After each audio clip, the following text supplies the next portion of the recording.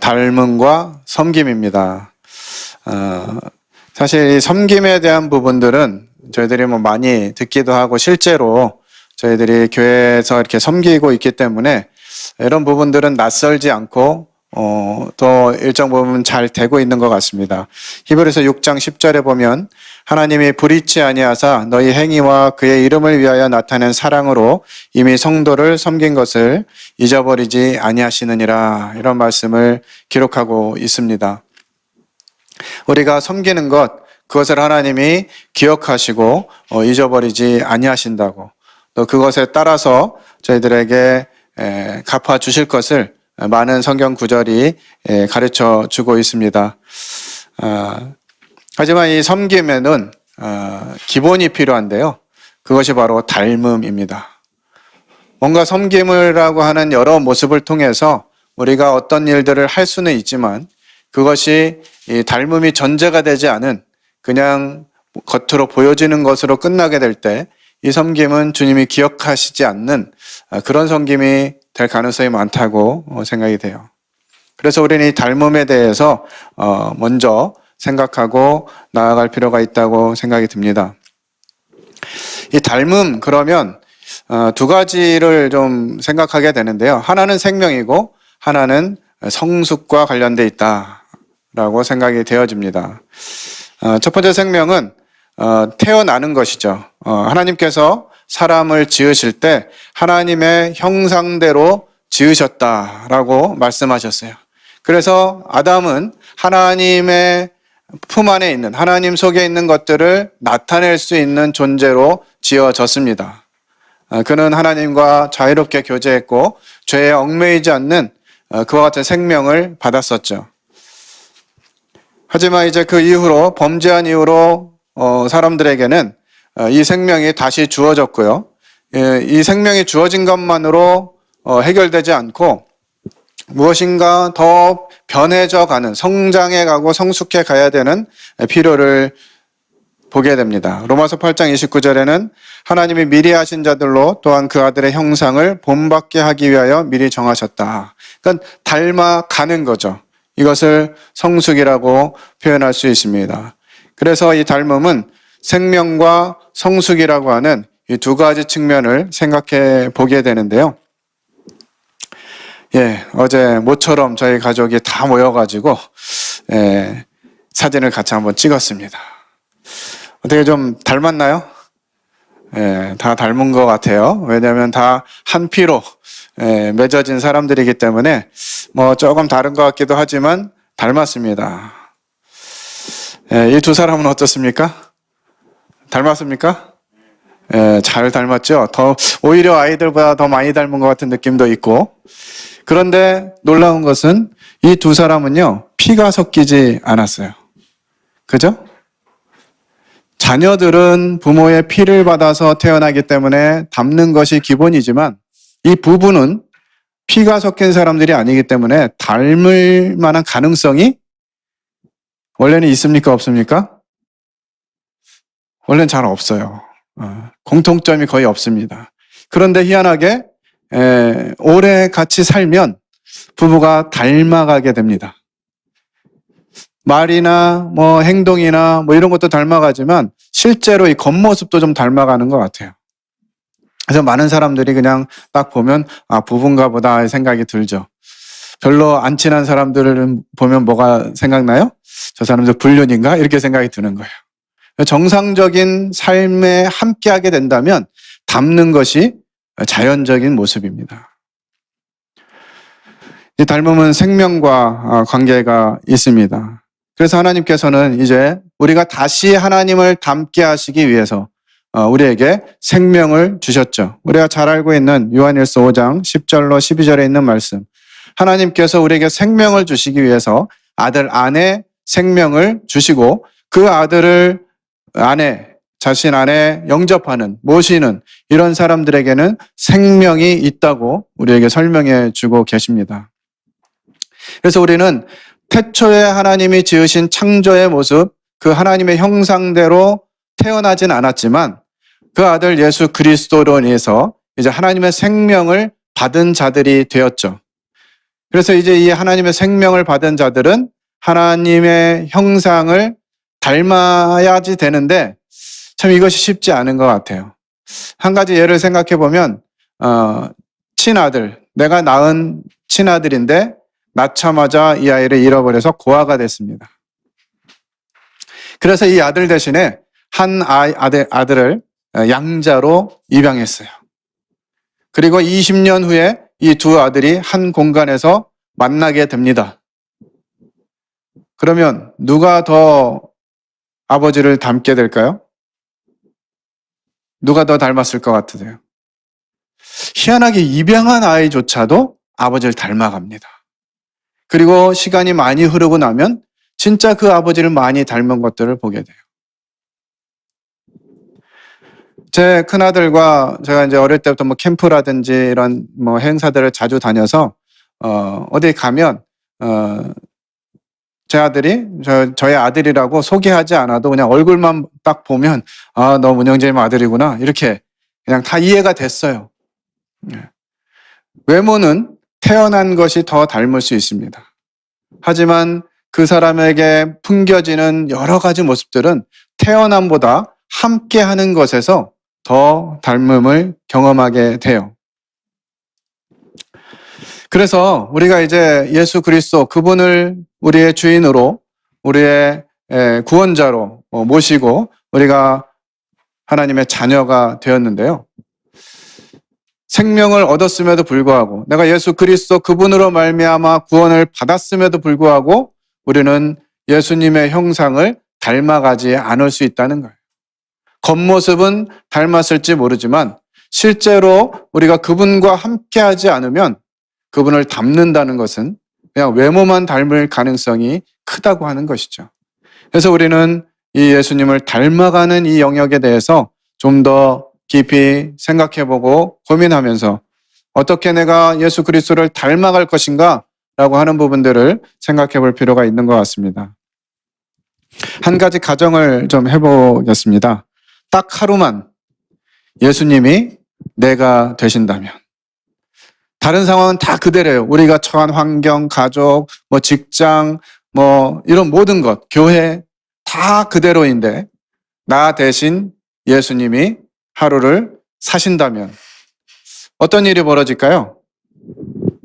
밤낮 하루를 예수님이 그분의 마음으로 나의 삶을 사신다면 나의 마음은 하루 휴가를 떠나고 나의 삶은 예수님의 마음을 따르게 된다면요. 그분의 우선순위가 나의 활동을 지배하고 그분의 열정이 나의 결정을 좌우하고 그분의 사랑이 나의 행동을 지시하고 그렇다면 나의 모습은 과연 어떻게 변하겠습니까? 사람들이 좀 달라졌는데 이렇게 눈치를 챌까요? 나의 가족들한테 뭔가 새로운 모습이 눈에 띌까요?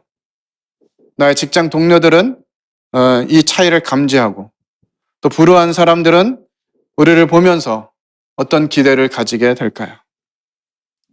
기분은 어떨까요? 우리가 받는 스트레스의 수준은 어떻게 달라질 수 있을까요? 감정 변화는, 또 성질은, 잠은 더 잘 자게 될까요? 아니면 전에 하던 일, 이런 일들을 계속 할까요? 아니면 다음 24시간 동안에 하려고 계획했던 일들을 여전히 하게 되겠습니까? 어떨 것 같으세요? 예수님이 나의 삶을 대신 사신다. 그러면 그 장면, 예수님이 나의 삶을 사실 때 딱 일어나서 눈을 뜨면 어떤 일이 벌어질 것이고 그 이후에 어떻게 예수님이라면 진행하실까를 한번 각자 한번 마음에 생각해 보시면 좋을 것 같습니다. 그리고 그 장면을 마음 가운데 마치 카메라로 사진을 찍듯이 딱 찍어 놓고 여러분들 마음에 고정시키면 좋을 것 같아요. 이것이 바로 빌립보서 2장 5절의 말씀의 의미라고 생각이 듭니다. 너희 안에 이 마음을 품으라. 곧 그리스도 예수의 마음이니. 과연 내 마음, 내 안에 그분의 모습으로 사신다면 우리는 얼마나 그리스도를 닮아가게 되겠습니까? 우리를 위한 하나님의 계획은 바로 이렇게 새롭게 변화된 마음입니다. 사실 죄를 가지고서는 불가능한 일이에요. 하나님의 자녀가 되지 않고서는 불가능한 일입니다. 그러나 하나님이 우리에게 생명을 주셨기 때문에 그 하나님의 생명 안에서 살아가면서 하나님을 닮아가는 것은 가능해진 일인 것이죠. 이것이 새롭게 변화된 마음입니다. 에베소 4장 13절에는 우리가 다 하나님의 아들을 믿는 것과 아는 일에 하나가 되어 온전한 사람을 이루어 그리스도의 장성한 분량이 충만한 데까지 이르리니, 우리가 예수 그리스도 그분을 믿고 하나님의 자녀가 된 이후에 우리는 그냥 하나님 자녀가 되었다라는 신분으로 끝날 것이 아니라 예수 그리스도에게까지 자라가는 이 과정이 필요한 것입니다. 어떻게 하면 이렇게 성숙할 수 있을까요? 성경에 이와 같은 관점은 다는 아닐지라도 어떻게 하면 성숙할 수 있는지, 어떤 과정을 통해서 성도가 성숙하게 되는지, 이런 부분들을 여러 부분 기록해 두었는데 그 중에 오늘은 여호수아를 통해서 한번 살펴보고자 합니다. 우리 여호수아 1장 8절 9절을 함께 읽어보겠습니다. 시작. 이 율법책을 내 입에서 떠나지 말게 하며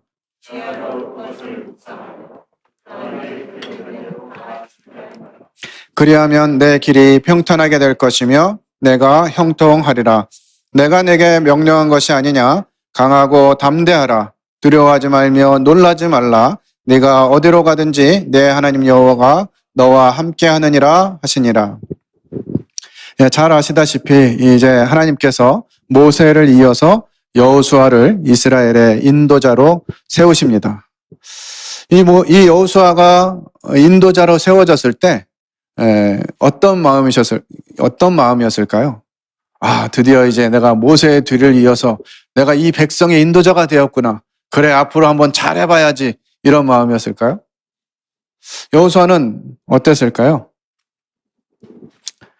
그는 200만이라고 하는 대군을 거느리고 이제 요단강만 건너는 게 아니라 건너서 이제 전쟁을 해야 할 상황입니다. 그런데 그들은 훈련된 사람들이 아니에요. 더군다나 불순종을 잘하는 백성들입니다. 여호수아는 모세 옆에서 백성들이 얼마나 불순종하는지 그 광경을 잘 보았을 것이에요. 그리고 그가 가는 그 길은 소풍길도 아니고요, 바로 전쟁터로 나아가는 길입니다. 거기다가 또 루벤과 갓, 므낫세, 반지파 등은 남은 지파와 분열이 오래돼서 우리는 일단 이 땅을 주고 우리가 일단 건너가서 싸움은 같이 할게, 이런 얘기하면서 이게 지금 백성들이 분열될 이런 분위기도 감지가 됩니다. 더군다나 여호수아의 나이가 85세예요. 적지 않은 나이입니다. 당시 이스라엘 백성 중에서 제일 많은 사람이 한 60세 정도 됐던 것 같아요. 여호수아는 모세 옆에서 그를 돕기만 하면 됐었는데 이제 모든 결정을 자신이 해야 되는 이와 같은 상황이 된 것입니다. 이 상황에 하나님께서 여호수아에게 내가 너와 함께 할 테니 두려워하지 말고 담대하라고 말씀하고 계시는 것이죠. 이러한 상황, 어떻게 보면 이 난처하고도 어려운 상황에서 어떻게 여호수아가 하나님이 부르시는 그 일을 감당할 수 있었는가라고 하는 고민을 좀 해보게 됩니다. 저희가 매년 또 새롭게 뭔가를 계획하고 우리는 이러이러한 성도들이 되어야 되겠습니다 라고 하는 말씀들을 드리게 되는데요. 그럴 때 여러분들 마음은 어떻습니까? 올해가 끝나면 내가 정말 그런 사람이 돼 있겠구나, 이런 기대감이 드십니까? 올해 표가 1월부터 시작해서 닮음과 섬김이었는데 벌써 3개월이 지났습니다. 4분의 1이 지났어요. 여러분이 처음에 생각하셨던 그 닮음과 섬김에 대해서 한 25% 정도 진도가 나가셨나요? 그리고 앞으로 이제 9개월 정도 더 지나서 12월 말에는 내가 정말 그리스도를 닮아 있고 그 기준으로 교회를 섬기고 있겠구나, 이런 기대감이 드시나요? 참 현실적으로 쉽지 않은 것 같습니다. 그래, 그런 의도로 그런 마음으로 나가다 보면 좀 나아지긴 하겠지. 이런 마음이 있을지 모르지만 적어도 그래. 정말 1년 뒤에는 내가 그렇게 될 거야. 내가 정말 놀랍게 변화되어서 하나님의 교회를 사랑하고 그렇게 힘있게 교회를 섬길 거야. 라고 하는 확신이 잘 들지 않는다는 거죠. 아마 여호수아도 그런 마음이 들었을 수 있을 거예요. 이런 여러 가지 상황들을 생각한다면.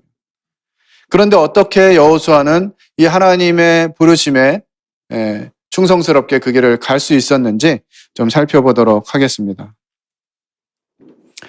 여호수아는 이제 이 하나님이 어떤 분이신가 하는 부분들을 그의 삶을 통해서 경험하게 됩니다. 그가 모세를 이어서 이스라엘의 리더가 되기 전에 이미 그는 하나님을 경험하는 삶을 살게 됩니다. 출애굽기 17장에 보면 이제 아말렉과의 전투가 나오게 되는데요. 이때 이제 여호수아는 최전방에서 두려워하지 않고 아말렉과 싸워서 승리를 얻게 됩니다. 이 전쟁의 결과에 대해서 하나님께서 뭐라고 하시냐면 여호수아의 귀에 외워 들리게 하라고 명령하세요.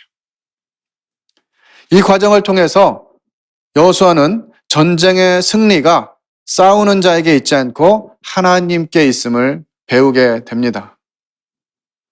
우리 이런 경험, 정말 하나님이 싸우시는구나, 하나님이 이 일을 행하시는구나 하는 부분들을 경험하게 된다고 하는 것이죠. 뭐 할 때요? 전쟁할 때. 그리고 우리 삶에 전쟁이 일어나는 것에 대해서 두려워하지 마시기 바랍니다.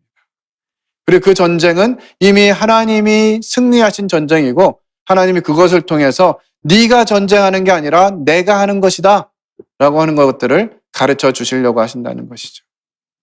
닮음에 대해서 마음을 가지고 있는데 내가 지금 어떻게 주님을 닮아갈 수 있을까? 걱정하지 말라는 것이에요. 그 일을 하나님이 하실 것이라는 거죠.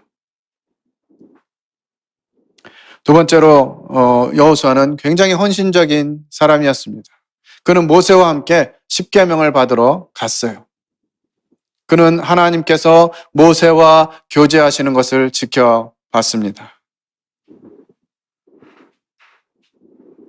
인도자에게 있어서 제일 중요한 것은 하나님과의 교제이다 라고 하는 것을 여호수아는 모세를 통해서 배우게 되는 것이죠.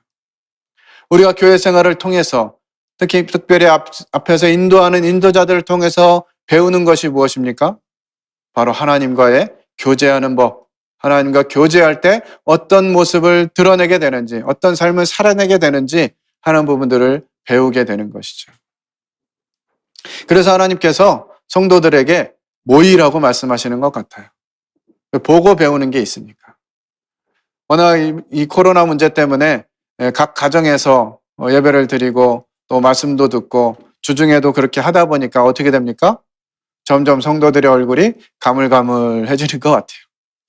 어떤 성도 잘 있나 이런 생각도 가끔 들기도 하고. 그러나 우리가 실제로 얼굴을 대면할 때 얻는 효과와 그냥 마음으로 생각하는 것과는 다른 것이죠. 여호수아는 모세와 함께하는 시간들을 통해서 그 모세가 하나님과 어떤 관계를 갖고 있는지, 하나님과 어떻게 대화하고 하나님과 교제하는지를 배운 것입니다. 세 번째로 여호수아는 진정한 예배자였습니다. 여호수아는 출애굽기 33장 7절로 11절에 보면 회막을 떠나지 않았다라고 기록하고 있어요. 회막은 여호와를 바라고 여호와를 앙무하는 자들이 모였던 곳입니다. 이 하나님의 교회는 그런 곳이어야 하는 것이죠. 하나님의 교회를 생각하고 하나님의 교회를 마음에 두고 우선순위를 거기에 두고 우리의 무엇인가를 결정해야 되는 것입니다. 회막에서 여호수아는 하나님과의 개인적인 사귐과 하나님을 앙무하고 있음을 표현하는 구절들입니다. 좀 하나님과 사귀고 하나님께 가까이 하고 하나님 그분을 바라고 이와 같은 일들이 회막에서 일어나는 것이죠. 오늘날로 치면 하나님의 교회에서 일어나는 것입니다. 그것을 통해서 양들을 돌보기 전에 꼭 필요한 것은 양들에 대한 사랑보다 양을 맡기신 분에 대한 사랑이다. 그 하나님 그분을 얼마나 사랑하느냐, 이것이 우리가 교회와 성도를 어떻게 섬기느냐, 이것의 기초가 된다라고 하는 것이죠. 여호수아는 회막에 거하면서 하나님과의 깊은 사귐 가운데 거했습니다. 우리 성도들께서도 이 하나님과의 깊은 관계를 위해서, 깊은 사귐을 위해서 애쓰시고 수고하시고 또 함께하는 이와 같은 과정이 필요하리라고 생각이 됩니다. 그리고 여호수아는 잘 알다시피 민수기에서 이제 이 가나안 땅을 정탐하고 오라는 이 명령을 받고 정탐을 하고 오는데요. 이 정탐을 보고할 때 신실한 증인으로서 나타나게 됩니다. 갈렙과 함께 가나안 땅은 충분히 점령할 수 있는 땅이라고 백성들에게 강력하게 주장하죠. 10명이 아유 그들이 보기에 우리 메뚜기 같아. 그들의 밥이야. 이렇게 생각할 때 여호수아와 갈렙은 하나님이 말씀하신 그것들을 기억하고 이 땅은 하나님이 주신 땅이다 라고 하는 것들을 강력하게 주장하고 있습니다. 하나님께서 함께 하시면 아무리 안악자손이라도 우리의 밥에 불과하다 라고 하는 믿음을 나타내는 것이죠. 중요한 것은 상대방이 어떠함이 아니라 하나님이 함께 하시는 것의 유무임을 아는 것입니다. 얼마 전에 한 형제님의 아들이 이제 결혼하는 결혼식에 참여를 했는데요. 이 아들이 어릴 적에는 잘 가정 안에서 잘 자랐던 아들인데 직장 생활하고 자취하면서 이제 믿지 않는 여자를 사귀게 되고 믿지 않는 딸과 믿지 않는 그 며느리를 이제 얻게 됐습니다. 그분과 이제 이렇게 함께 식사를 하면서 그런 마음들을 좀 교제하는데 제 마음을 더 무겁게 한 한마디가 있었어요. 정말 아들이 믿지 않는 자와 결혼하는 그와 같은 과정들을 겪으면서 물론 안타까웠겠습니다마는 참 교회가 그런 부분들을 생각하면서 청년들을 위해 일찍 이 결혼 준비를 시키게 하고 일찍 결혼하도록 도울 필요가 있다고 생각해요. 그래서 이제 그런 차원에서 교회가 좀 청년들 더 어렸을 때 잘 좀 돌보고 이랬으면 좋았을 텐데 좀 아쉽네요. 그랬더니 그분이 하시는 말씀이 뭐 시대가 그러니 어쩌겠어요. 이렇게 얘기하시더라고요. 이것은 상대방, 이 세상이 어떠한지 이런 것들 자꾸 주목하게 되니까 가나안 땅에 살고 있는 그 기골이 장대한 사람들을 주목하다 보니까 하나님의 말씀이 안 먹힐 것 같은 거죠. 세상이 이렇게 악해지고 어두워졌는데 어떻게 하나님의 자녀로서 살아갈 수가 있어? 주님을 닮아갈 수가 있을까? 이런 생각을 하게 되는 것입니다. 우리가 알아야 할 것은 이 상대방, 이 세상, 사단의 어떠함이 아니라 하나님이 함께 하시는가라고 하는 부분들에 중점을 두어야 된다는 것이죠. 참 하나님 하시는 일은요, 놀라운 것 같아요. 그렇게 그 아들이 믿지 않는 그 여자랑 만나서 결혼을 했는데요. 그 이후에 정말 이 쇼킹한 소식을 들은 것은 그 여자, 이렇게 그 며느리의 어머니가 모임의 자매였어요. 근데 세상을 떠나가지고 살다가 어쨌든 결혼을 했는데 모임 성도의 아들하고 결혼을 하게 된 거예요. 하나님의 계획하심과 섭리는 참 놀랍다는 생각이 들어요.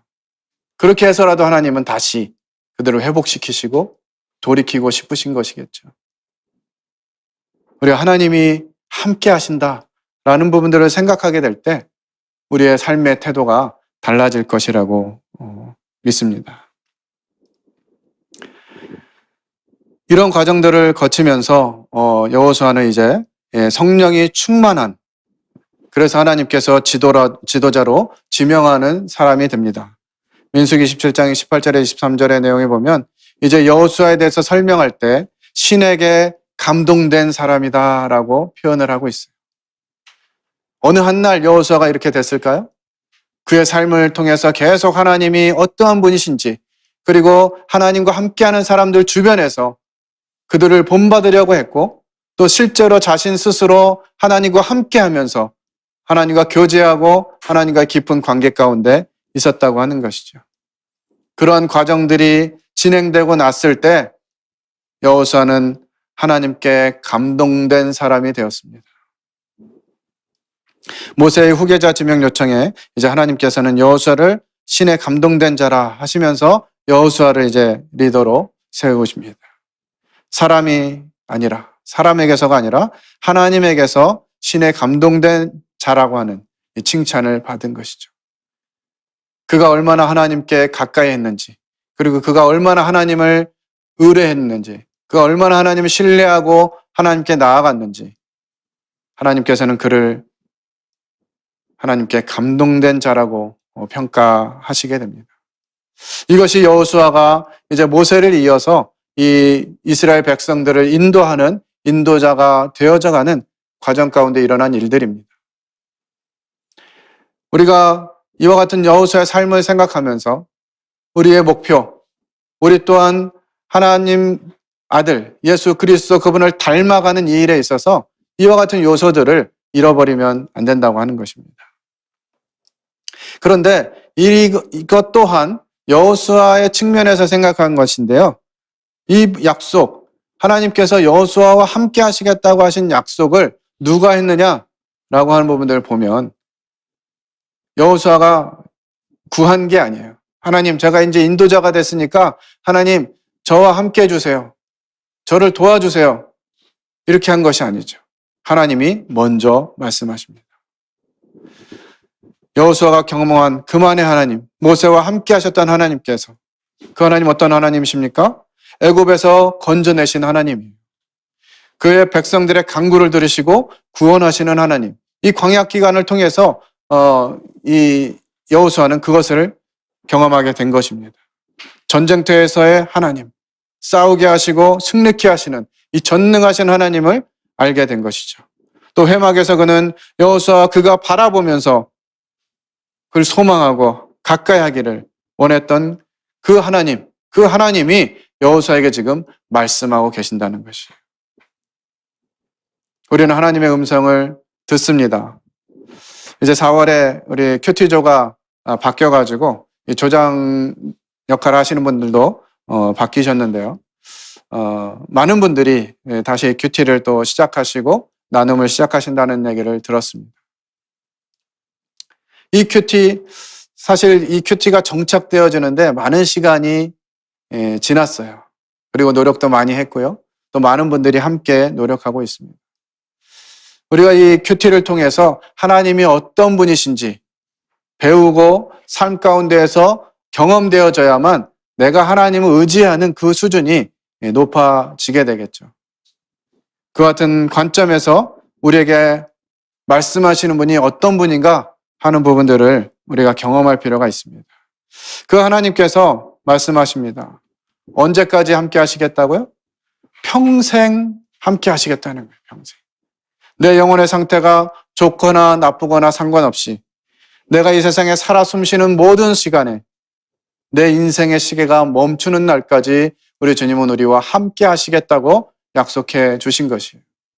그래서 우리가 의지해야 할 그분은 언제든지 우리가 마음만 돌리면 또 고개만 돌리면 우리의 시선만 들면 그곳에 계시는 분이시라는 것이죠. 좌우 옆에 앞에 뒤에 또 하늘에서 언제나 우리와 함께 하시는 그분이 여호수아에게 약속하셨어요. 어디서 약속하실까요? 어디로 가든지 내가 너와 함께 하겠다. 어디로 가든지. 언제든지 뿐만 아니라 어디로 가든지. 내가 가는 곳이라면 어디든 그것이 외로운 장소이든지 고난의 장소이든지 위험의 장소이든지 병상의 장소이든지. 저희 아들이 이제 복무 중에 휴가를 나왔는데요. 최근에 이제 예전에 군 생활을 하셨던 형제님들은 다 한결같이 얘기하십니다. 뭐라고요? 요즘 군대 좋아졌네. 이렇게 얘기하거든요. 옛날에 군 생활했던 거 생각하면 막 지금 군 생활은 그냥 놀고 먹는 것 같은 생각이 드는 거예요. 그렇지 않습니까? 그런데 또 실제로 군 생활을 하고 있는 이런 청년들을 보면 힘들어요. 왜 힘들어요? 그것에 성도들이 없거든요. 하나님의 교회에 함께하던 성도들이 보이질 않아요.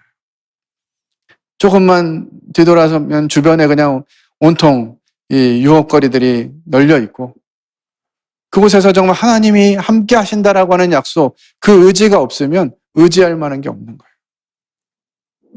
또 고난의 장소에 가게 될 때는 내가 이것을 어떻게 견뎌낼 것인가? 위험한 장소에서 어떻게 넘어갈 것인가? 병이 걸려서 누워있을 때 이 상황은 어떻게 할 것인가? 우리 스스로 무엇인가 해결책을 찾고 뭔가 방안을 찾으면 답이 없죠. 그러나 어디에 있든지 하나님이 함께 하시겠다고 하신 약속, 그 약속을 붙잡게 되는 것입니다. 한 가지 생각할 것은 내가 지금 있는 이곳, 여기가 내가 있을 만한 곳인가 생각하기 전에 뭘 생각하라고요? 주님이 계실 만한 곳인가를 생각하라는 거예요. 그러면 그것이 어디든 주님이 함께 하시는 것이겠죠. 우리가 주님을 외면하고 주님이 없는 곳을 자꾸 찾아가게 됩니다. 그렇다고 주님 거기 안 계신 것은 아니지만 우리가 일부러 하나님이 함께 하시지 않는, 주님이 함께 할 수 없는 그런 곳에 머물고 있다면 주님을 경험하기가 쉽지 않겠죠. 하나님은 말씀하십니다. 지금까지 함께 하셨던 전능하시고 싸움에 능하시고 모든 것을 행하실 수 있는 그분이 우리와 언제 어디서든 함께 하시겠다고 약속해 주시는 것이죠. 어떻게 해요? 너와 함께 하겠다. 그냥 함께 하는 것이 아니라 모세와 함께 했던 것처럼 너와도 함께 하겠다. 이렇게 말씀하세요. 비록 네가 모세만큼 뛰어나지는 않는다 할지라도 모세 정도 수준은 돼야 하나님이 함께 하시는구나. 우리 또 이렇게 이해할 수 있잖아요. 그럴까 봐 하나님 말씀해 주시는 것이에요. 네가 모세 같진 않을지라도 내가 모세와 함께 했던 것처럼 너와 함께 할게 하고 말씀해 주시는 것이죠. 시편 118편 6절에는 하나님이 내 편이라고 말씀하십니다. 그리고 이브리서 13장 6절에서는 하나님은 나를 돕는 자시라고 말씀하고 계십니다.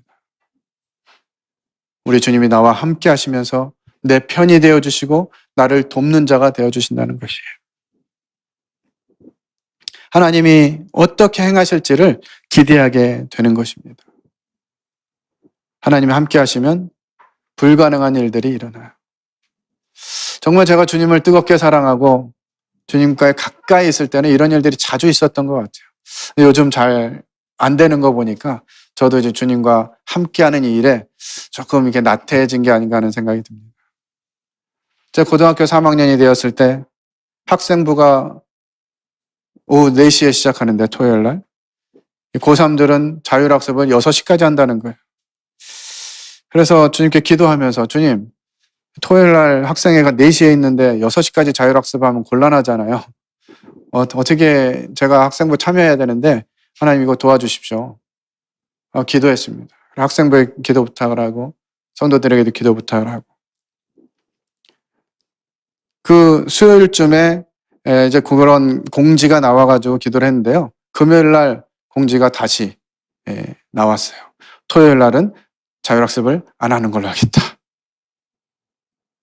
그런 일들이 자꾸 일어나는 거예요. 군대에 갔을 때 교회를 가긴 가야 되는데 이놈의 군대가 교회 갈 마음은 없고 공차는 데 마음이 얼마나 뜨거운지 아침 밥 먹고 끝나자마자 운동장으로 이동해서 점심 먹을 때까지 볼을 찹니다. 그리고 점심 먹으면 이제 끝나나 보다, 드디어 끝나나 보다, 한 4시간 차니까 끝나나 보다 그랬는데 점심 먹고 후반전이다. 하루에 막 7시간, 8시간씩 축구를 해야 되는 그런 곳이었어요. 교회는 가고 싶은데 이 쫄병이 들어가자마자 전 교회 가기 때문에 축구 못합니다. 이렇게 할 수는 없잖아요. 그러니까 기도했어요. 또 성도들에게 편지를 보내고 친구들에게 믿음의 동역자들에게 다 편지 보내서 우리 부대 형편이 이래 기도해 주세요. 근데 다 그때 참 또 반가운 소식이 하나 들려왔는데 사단장이 바뀐다는 거예요. 그래서 기도해 달라고 사단장님이 하나님을 아는 분이 오시도록 기도해 달라고 잘 편지를 보냈습니다. 그랬을 때 기도하고 한 2주, 3주 정도 지나서 이제 사단장님이 바뀌셨는데 어떤 분이 사단장님을 오셨냐면 그 군대, 그 부대의 교회, 충성교회라고 있었는데요. 그 부대 교회를 창설하신 장로님이 사단장으로 오셨어요. 그러니까 어떤 일이 일어나겠어요? 그 주부터 누가 교회 많이 보내나 막 경쟁이 붙어가지고 수요일, 금요일, 토요일, 일요일 군 생활하면서 제가 교회를 일주일에 4번씩이나 갔거든요. 그러니까 우리 그런 하나님, 신뢰하는 하나님께 구하고 그분이 행하시면 이런 일들이 막 일어나는 거죠. 군대에서 이제 위치 이동이라고 물건이 자꾸 없어집니다. 그냥 그 부대 안에 있기 때문에 어딘가는 있어요. 다 합쳐보면 숫자는 맞아요. 근데 우리 부대 없으면 혼나잖아요. 그런 일들이 이제 자주 일어나는데 제가 식기 당번일 때 저희 그 부대에 51개의 식기가 있어야 되는데 어느 날 아침에 이제 밥을 먹으러 딱 갔는데 식기가 한 20개밖에 없는 거예요. 한 30개가 없어졌어요. 이거 어떻게 해요? 고참들부터 이제 식사하시게 하고 좀 다 먹으면 이제 잽싸게 씻어가지고 또 돌려 먹고 이렇게 해가지고 이제 점심까지 해결했는데 이제 저녁 때까지 해결 안 하면 이제 부대에 큰 일이 나는 거죠. 다 집합해가지고 이게 이제 뭔가 문제가 생길 상황이 됐어요. 근데 이제 제가 단번이니까 다 자기가 채워놔야 돼요. 옆 부대 가서 또 이제 훔쳐와야 돼요. 그런 상황 때문에 기도하고 주님, 제가 하나님 자녀인데 지금까지 제가 하나님 자녀라고 얘기해 왔는데 똑같은 방법을 해결하면 안 되지 않겠어요? 하고 기도 부탁을 하고 기도하고 이제 마침 저녁에 또 제가 근무가 있어가지고 8, 9시 근무를 딱 하고 보초를 서고 돌아왔는데 제 한 달 후임병이 잠깐 와가지고 저한테 귀에다 속삭여요. 문상병님 다 해결했습니다. 이러는 거예요. 제가 해야 될 일인데 그냥 밑에가 지가 혼날 것 같으니까 알아서 한 거예요. 우리가 하나님과 함께 하면서 기도하고 이런 일들이 되어지는 걸 경험하면 아, 하나님이 우리를 들으시는구나 생각하시는 것이죠. 이제 학교를 졸업하고 처음 직장을 들어갔습니다. 직장을 들어가서 이제 대리, 과장, 팀장 이렇게 다 OJT라고 이제 교육받는 기간 동안에 저는 하나님의 자녀입니다. 저는 예수 믿고 교회 다니는 사람입니다. 그러니까 이런 얘기를 계속 했는데 사람들마다 물어요. 그럼 문엄산 씨는 무슨 재미로 살아? 그런 거 안 하는 재미로 삽니다. 뭐 이렇게 이제 얘기했는데 한 달 동안 이제 OJT를 하고 나서 저희 팀장님이 이제 신입사원 환영회 해야 되는데 너는 술도 안 먹고 뭐 유흥도 안 하고 그럼 뭐 어떻게 하면 좋겠냐? 그래서 믿져야 본전 점심때 중국집 가서 짜장면 드시면서 하시죠. 이렇게 말을 했더니 저희 팀장님이 그래? 뭐 그러자. 그러면서 중국집 가서 신입사원 환영회를 했어요.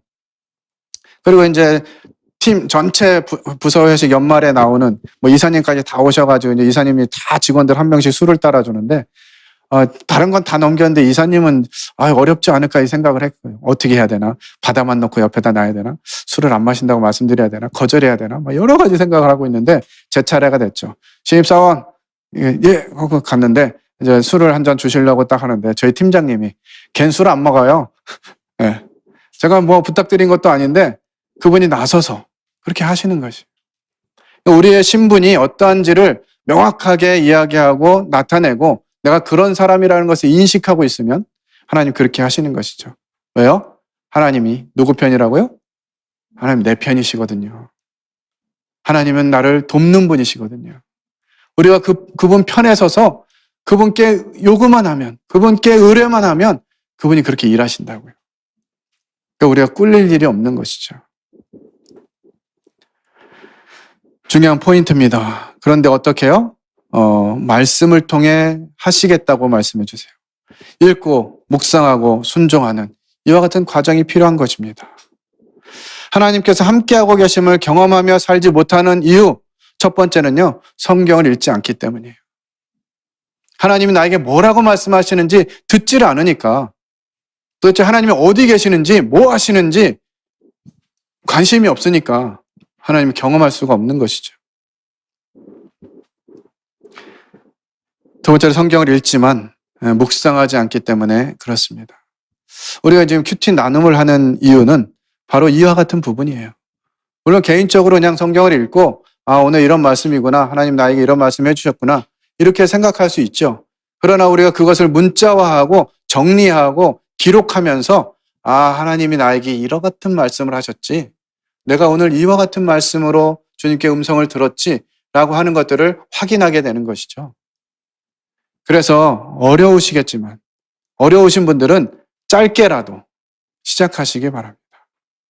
일주일 다 하는 게, 나 이제 조장되는데 일주일 동안 매일 큐티 해야 되는데, 막 이런 부담이 있으시면 일단 하루부터 시작하세요. 하루 안 되면 그 다음날 또 하시고, 그날 안 되면 그 다음날 하시고, 일주일에서 하루 했던 거 2번 하게 되고, 3번 하게 되고, 4번 하게 되고, 조금씩 더 발전할 수 있을 것입니다. 첫 시작을 안 하면 진행할 수가 없잖아요. 자동차 엔진을 켜고 엑셀을 밟지 않으면 앞으로 나아갈 수가 없잖아요. 그리고 묵상만 해요. 주님 말씀 좋았어. 역시 주님은 최고셔. 정말 어떻게 이런 주님이 나를 사랑하시지? 정말 주님 최고야. 이런 마음까지는 있는데 순종을 안 해. 말씀에 순종을 안 해요. 그래서 하나님을 경험하지 못하게 되는 거죠. 말씀을 읽지 않고 묵상하지 않고 묵상까지 했어도 순종하지 않으면 그 하나님이 나와 그냥 좋은 분, 이 정도는 이해가 되지만 나에게 어떤 분이신지가 적용이 안 되는 것이죠. 그래서 우리는 하나님의 말씀을 기억하고 그 말씀을 묵상하고 또 그 말씀을 순종하게 될 때 하나님이 나와 함께하고 계시는 것들을 경험하게 된다고 하는 것입니다. 왜 하나님은 우리와 함께하고 싶어 하실까요?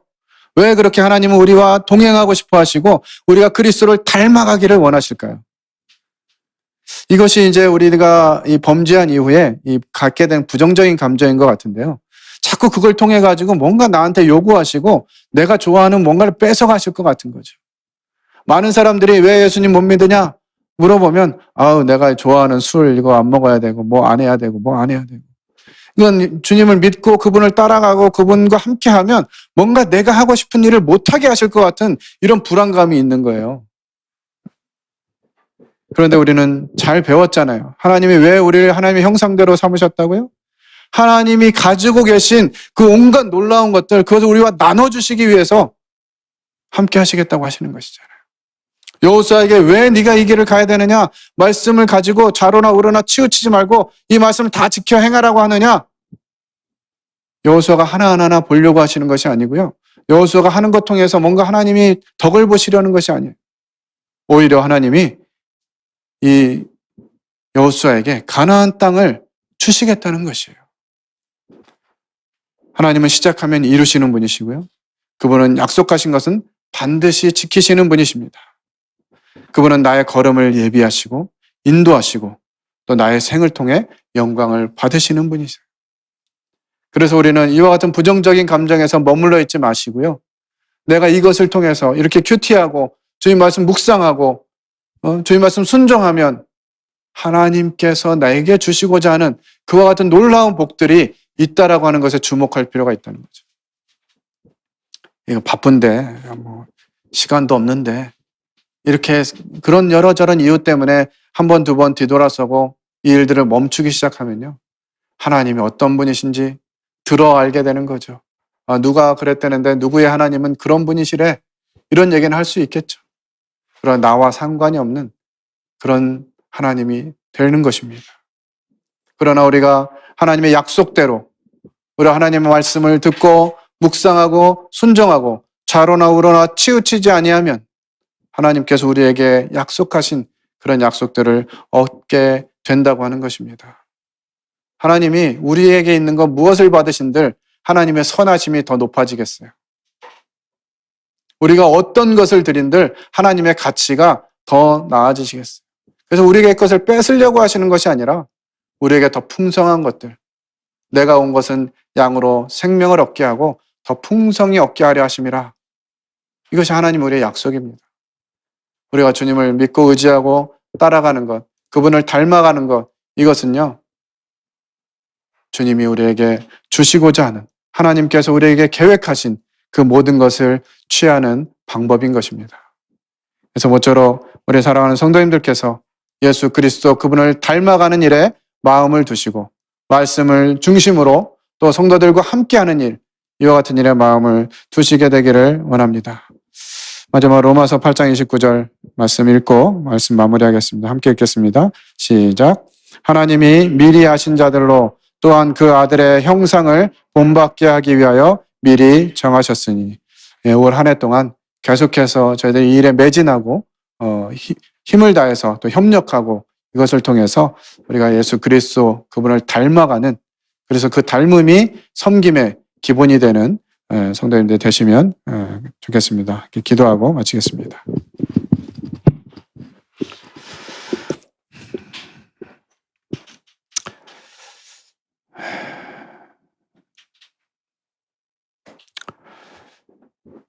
아버지 하나님, 지금 이 시간 저희들 마음이 하나님을 향할 때 이미 저희 안에 들어와 계신 그 하나님을 바라보게 됩니다. 언제나 어디서나 무엇을 하든지 나와 함께 하시고 나와 동행하시길 원하시는 그 하나님을 기억하면서 주님과 함께함으로 닮아가는, 그저 생명이 있다고 하는 것으로 만족하지 않고 우리 주님을 닮아가는 삶을 선택하고 그 길을 달려갈 수 있도록 은혜를 베풀어 주시기를 원합니다. 사랑하는 군포번영록의 모든 성도들이 예수 그리스도를 닮아가는 이 일에 마음을 두고 주님의 마음으로 주님이 내 삶을 사시는 것처럼 그와 같이 삶을 내어드리고 주님을 경험하는 놀라운 일들이 우리 가운데 일어나게 하시기를 간구를 드립니다. 하나님께서 저희와 함께 하시겠다고 하신 약속, 그 약속을 하신 분이 온 세상의 주인이시고 온 세상을 다스리는 주권자 되심을 저희들이 주목하고 날마다 주님 앞에 나아가는 데 힘쓰는 저희들 될 수 있도록 도와주시기 원합니다. 하나님께서 저희 교회를 통해서 이와 같이 이 어려운 시국에, 이 어려운 시대에 하나님의 선하심을 나타내시고 하나님의 살아계심을 나타내는 귀한 교회가 되기를 간절히 기도하며 이 모든 것을 거룩하신 하나님 아들 예수 그리스도의 이름으로 감사하며 기도를 드렸습니다. 아멘. 감사합니다.